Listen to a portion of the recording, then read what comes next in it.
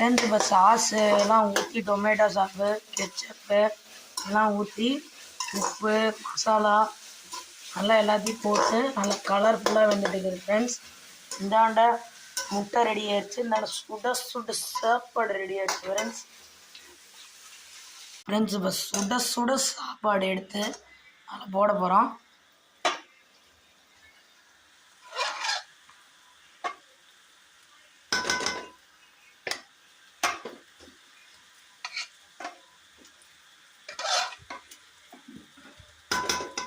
சுட சுட இருக்குது ஃப்ரெண்ட்ஸ்.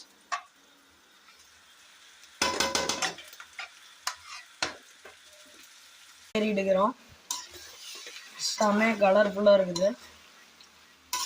கடைசியில் தேவைக்கான சால்ட் அண்ட் பெப்பரை போட்டு கடைசியாக ஒரு கிண்டு